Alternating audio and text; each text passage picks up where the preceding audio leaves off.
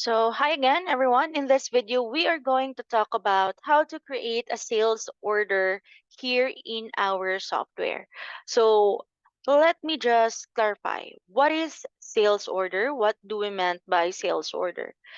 Sales order, it's a features that it is a feature where you can create an order from our customers where they actually created a purchase order in their end, and then we will create it into a sales order in our end. This usually applies for customers who create POs or probably for customers who want to do bulk orders. So you can tap sales order entry here. You may select whichever customer. If you want to search the name of the customer, just tap the spacebar icon or spacebar key on your keyboard and then tap the name of your customer. So let's say in my end, let me just search mine. I think I have Rego Holdings Inc. So now that I have my customer, you may also double check your payment terms. So let's say for this one, this is cash basis. Their price list. If there is, I'm going to implement retail prices for this one and then the order date.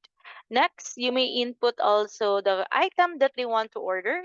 Just tap your item and then the quantity. Let's say 200 pieces of this one. If you have shipping charges, you may also add that one and then tap OK. If it's not cash on basis, you may select 14 days payment terms. You may select 30 days payment terms. Depends on you. So here you may have the delivery from location. The inventory of this item will deduct in our store location. The required delivery date, when will our customer or when do we deliver towards our customer? So you can change the date here. We have the calendar icon on the side. So I'm going to select 17 and then delivery to the address of our customer. If there are other details that you want to add, you may also add it here. Then tap place order. Automatically, this will create a sales order that you may able to print and give to your personnel to get to be prepared.